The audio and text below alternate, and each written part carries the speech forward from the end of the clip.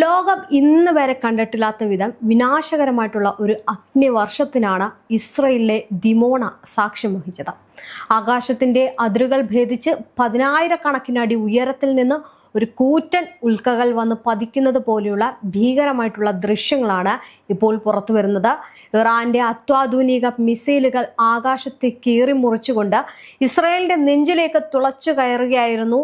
ഇസ്രയേലിന്റെ അഹങ്കാരമായിട്ടുള്ള iron dome പ്രതിരോധ സംവിധാനത്തെ വെറും നോക്കുകുത്തിയാക്കിക്കൊണ്ടാണ് ഇറാന്റെ മിസൈലുകൾ ലക്ഷ്യം കണ്ടത്.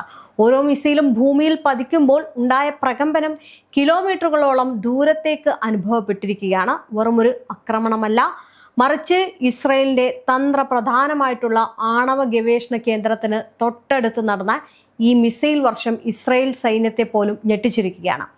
മിന്നൽ വേഗത്തിൽ ആകാശത്ത് നിന്ന് തീ തുപ്പി വന്ന മിസൈലുകൾ തടയാൻ ഇസ്രയേലിന്റെ ഒരൊറ്റ പ്രതിരോധ സംവിധാനത്തിനും കഴിഞ്ഞില്ല എന്ന ഒരു കാര്യമാണ് ഇതിൽ ഏറ്റവും കൂടുതൽ ശ്രദ്ധേയമായിട്ടുള്ള വിഷയം. നേരത്തെ നമ്മൾ കണ്ടതാണ് അയൺ ഡോമിനെ അടിച്ചിടുന്നത്.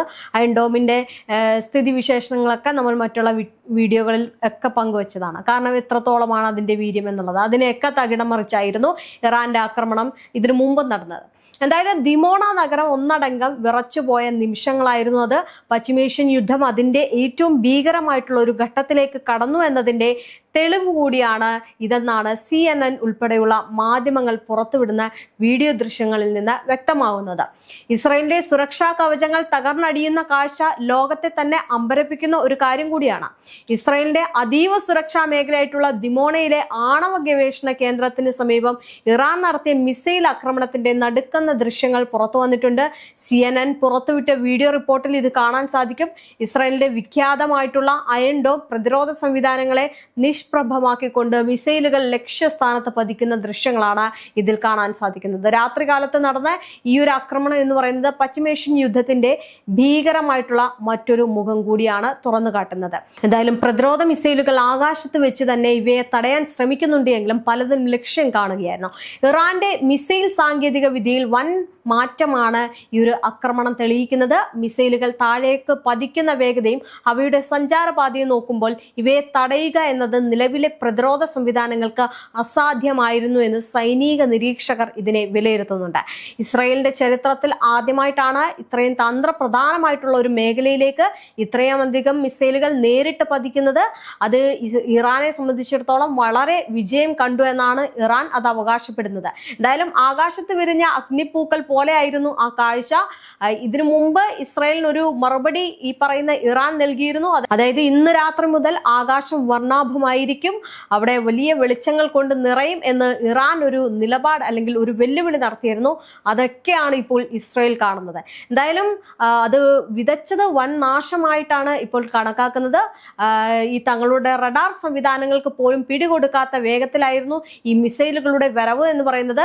ലോകം ഉറ്റുനോക്കുന്നത് ദിമോണയിലെ ആണവ ഗവേഷണ കേന്ദ്രത്തിലേക്കാണ്. മിസൈലുകൾ ഈ ഒരു കേന്ദ്രത്തിന് തൊട്ടടുത്താണ് പതിച്ചത് എന്ന വാർത്തകൾ വലിയ ആശങ്ക ഉണ്ടാക്കുന്നുണ്ട്. മിസൈലുകൾ നേരിട്ട് ആണവ റിയാക്ടറിന് നാശനഷ്ടങ്ങൾ വരുത്തിയിട്ടില്ല എന്നും ഇസ്രയേൽ അവകാശപ്പെടുമ്പോഴും ആക്രമണത്തിന്റെ വ്യാപ്തി ഇതിലും വലുതാണെന്നാണ് പുറത്തുവരുന്ന ദൃശ്യങ്ങളിൽ നിന്ന് മനസ്സിലാക്കാൻ സാധിക്കുന്നത്. എന്തായാലും 10ഓളം പേർക്ക് പരിക്കേൽക്കുകയും നിരവധി കെട്ടിടങ്ങൾ തകരുകയും ചെയ്തിട്ടുണ്ട് എന്നാണ് പല മാധ്യമങ്ങളിലും പല റിപ്പോർട്ടുകളും സംഖ്യകളും ഒക്കെയാണ് രേഖപ്പെടുത്തുന്നത്. എന്തായാലും പശ്ചിമേഷ്യയിലെ യുദ്ധം ഇനി ഒരു പുതിയ തലത്തിലേക്ക് കടക്കുകയാണെന്നും ഇസ്രയേലിന്റെ ഭാഗത്ത് നിന്ന് അതിശക്തമായിട്ടുള്ള തിരിച്ചടി വരുമെന്നും മണിക്കൂറുകൾക്കുള്ളിൽ ഉണ്ടാകുമെന്നും റിപ്പോർട്ടുകൾ സൂചിപ്പിക്കുന്നു. അതേസമയം തന്നെ ഇസ്രയേലിലെ പ്രധാന ആണവ ഗവേഷണ കേന്ദ്രത്തിന് സമീപമുള്ള ദിമോണ, അരാദ് നഗരങ്ങളിൽ ഇറാൻ നടത്തിയ മിസൈൽ ആക്രമണത്തിൽ കനത്ത നാശനഷ്ടം നിരവധി പേർക്ക് പരിക്കും അവിടെയും സ്ഥിരീകരിച്ചിട്ടുണ്ട്. 3 ആഴ്ചയോളം നീണ്ട യുദ്ധത്തിലെ നിർണായകമായിട്ടുള്ള ഘട്ടമായിട്ടാണ് ഈ ഒരു ആക്രമണത്തെ വിലയിരുത്തപ്പെടുന്നത്. ഇത് പശ്ചിമേഷ്യയിലെ ഒരു സംഘർഷം കൂടുതൽ രൂക്ഷമാക്കുമെന്നുള്ള ആശങ്കയും വർദ്ധിപ്പിക്കുന്നുണ്ട്. എന്തായാലും മിസൈലുകൾ ലക്ഷ്യസ്ഥാനങ്ങളിൽ നേരിട്ട് പതിച്ചതായിട്ട് ഇസ്രയേൽ സൈന്യവും സ്ഥിരീകരിച്ചിട്ടുണ്ട്. തെക്കൻ ഇസ്രയേലിലെ അതീവ സുരക്ഷാമായിട്ടുള്ള ആണവ ഗവേഷണ കേന്ദ്രം സ്ഥിതി ചെയ്യുന്ന ദിമോണയും അരാദും ലക്ഷ്യമിട്ടാണ് ഇറാൻ ഈ ആക്രമണം നടത്തിയത്. എന്തായാലും അയൺ ഡോം എടുത്തു പിടിച്ചുകൊണ്ട് ഇസ്രയേൽ ഇത്രയും നാള് നടത്തിയിരുന്ന കാര്യങ്ങളെല്ലാം പൊള്ളയായി പോകുന്ന ഒരു സാഹചര്യം കൂടി ഉണ്ടാകുകയാണ്. കാരണം അയൺ ഡോം ഉണ്ട്, അയൺ ഡോം ഉള്ളത് കൊണ്ട് ഏത് സംവിധാനങ്ങളെയും ഞങ്ങൾ നേരിടും എന്ന് പറഞ്ഞ ഇസ്രയേലിന് വലിയ തിരിച്ചടി ഉണ്ടായിരിക്കുകയാണ്. അതായത് അമേരിക്കയുടെ അയൺ ഡോം ആണത്.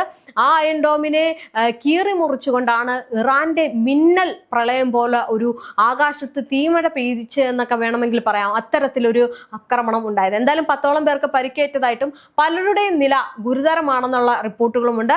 2 സ്റ്റേജ് ഇന്റർകോണ്ടിനെന്റൽ ബാലിസ്റ്റിക് മിസൈൽ ആണ് ഇറാൻ ഉപയോഗിച്ചത് എന്ന് ഇസ്രയേൽ സൈനിക മേധാവി ജനറൽ ഇയാൽ സമീർ പറഞ്ഞിട്ടുണ്ട്.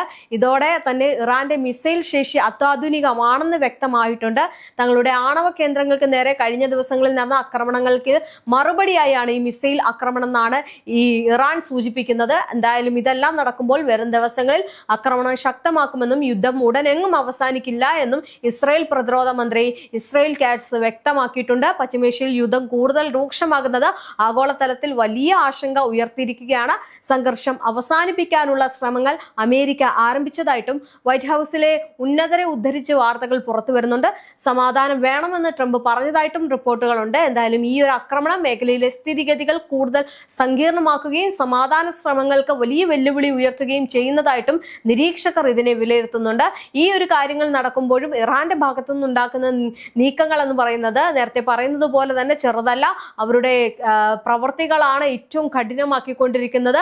വെല്ലുവിളികളോ അല്ലെങ്കിൽ നിലപാടുകളോ ഒക്കെ വലിയ രീതിയിൽ ഇല്ലെങ്കിലും ആക്രമണങ്ങൾക്ക് ഒരു കുറവുമില്ലാത്ത രീതിയിൽ ഇറാൻ പ്രതികരിക്കുന്നുണ്ട്. മാത്രമല്ല ഇറാൻ പറഞ്ഞ ഓരോ കാര്യങ്ങളും അടിക്കടിയായിട്ട് വന്നുകൊണ്ടിരിക്കുകയാണ്.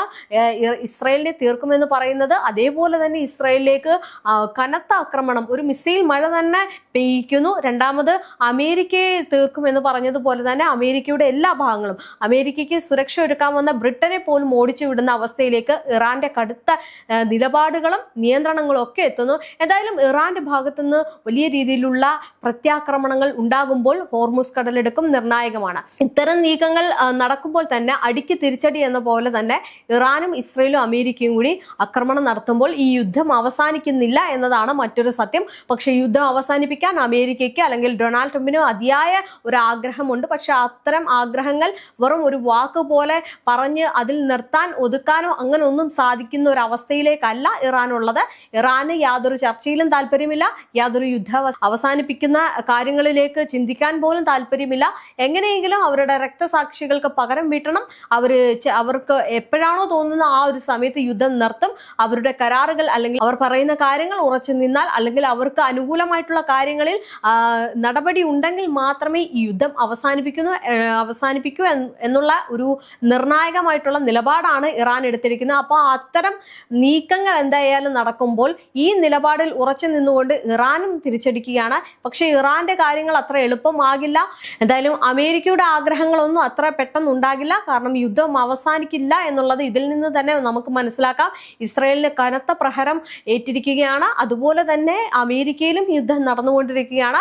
അമേരിക്കൻ എയർബേസുകൾ തുടരെ തന്നെ ഇറാൻ ആക്രമിക്കുമ്പോൾ അവിടെയും വലിയ രീതിയിലുള്ള നാശനഷ്ടം ഉണ്ടാകുകയാണ്. എന്തായാലും ഇത്തരം ആക്രമണങ്ങൾ ഇറാൻ ഘടിപ്പിക്കുമ്പോൾ ഇസ്രായേലിനും അമേരിക്കയ്ക്കും തുടരെയുള്ള ആക്രമണങ്ങൾ വലിയ രീതിയിലുള്ള നാശനഷ്ടങ്ങളായിട്ട് മാറുകയാണ്. മാത്രമല്ല അവിടുത്തെ ജനജീവിതം ദുസ്സഹമാകുന്ന സാഹചര്യം ഉണ്ടാകുന്നുണ്ട്. ഇത്തരം കാര്യങ്ങളെല്ലാം നടക്കുമ്പോൾ ലോകം ഉറ്റുനോക്കുന്ന ഒരു കാര്യം എന്ന് പറയുന്നത് യുദ്ധം എന്ന് അവസാനിക്കും എന്നതാണ്. പക്ഷെ യുദ്ധം ഇനി അവസാനിക്കുന്നില്ല എന്നതാണ് ഈ ഒരു ആക്രമണത്തിലൂടെ ഇനി മനസ്സിലാക്കാൻ സാധിക്കുന്നത്. കാരണം ഇസ്രായേലിനേറ്റ ഏറ്റവും വലിയ കനത്ത തിരിച്ചടിയാണിത്. ആ ഒരു തിരിച്ചടിയിൽ വീണ്ടും പ്രതികാരം വീട്ടുമെന്ന് ഇസ്രായേൽ പ്രധാനമന്ത്രി പറഞ്ഞിരിക്കുകയാണ്. അപ്പോൾ ഇനിയും ആക്രമണങ്ങൾ ഉണ്ടാവാനുള്ള സാധ്യതകൾ ഏറെയാണ്. ഇതിനിടയിൽ ആകെ പെട്ടുപോയത് അമേരിക്കൻ പ്രസിഡന്റ് ഡൊണാൾഡ് ട്രംപ് ആണ്. എങ്ങനെയെങ്കിലും യുദ്ധം അവസാനിപ്പിക്കണം എന്നുള്ള ഒരു ആഗ്രഹമായിട്ട് മുന്നോട്ട് നടക്കുകയാണ്. പക്ഷേ ഒരു തരത്തിലും ആ ഒരു സാഹചര്യം ഒത്തു കിട്ടുന്നില്ല എന്നതാണ് മറ്റൊരു സത്യം. പക്ഷേ ഈ പറയുന്ന കാര്യങ്ങളെല്ലാം ഒത്തുചേരുമ്പോൾ യുദ്ധം വലിയൊരു തലത്തിലേക്ക് മാറും. അതിന് എത്രത്തോളം അതിനൊരു ആഘാതം ഈ പറയുന്ന ലോകം മൊത്തത്തിൽ അത് ഏൽക്കേണ്ടി വരും എന്നത് കണ്ടു തന്നെ അറിയണം. ഈ യുദ്ധം എങ്ങനെയെങ്കിലും അവസാനിപ്പിക്കുമോ എന്നുള്ള ചോദ്യത്തിലൂടെയാണ് പല രാജ്യങ്ങളും ഇന്ന് കടന്നു പോകുന്നത്. കാരണം അവിടെയും വലിയ രീതിയിലുള്ള പ്രതിസന്ധികൾ ഉണ്ടാകുന്നു. ഈ പറയുന്നത് പോലെ തന്നെ ക്രൂഡ് ഓയിലൊക്കെ ഒരു പ്രശ്നമായിട്ട് നിൽക്കുകയാണ്. എന്തായാലും അമേരിക്കയും ഇസ്രയേലും കൂടി തുടങ്ങി വെച്ച യുദ്ധം ഇറാൻ അവസാനിപ്പിക്കുമ്പോൾ, എന്തായാലും ഇസ്രയേലും അമേരിക്കയും തുടങ്ങി വെച്ച ഈ ഒരു യുദ്ധം ഇറാൻ അവസാനിപ്പിക്കണമെങ്കിൽ ഇറാന്റെ ആവശ്യങ്ങൾക്ക് എല്ലാവരും കൈ കൊടുത്തേ പറ്റൂ. അപ്പൊ ആ ഒരു കൈ കൊടുക്കൽ ഇനി എന്നുണ്ടാകും എന്നതാണ് ലോകം മൊത്തത്തിൽ ഉറ്റുനോക്കുന്നത്.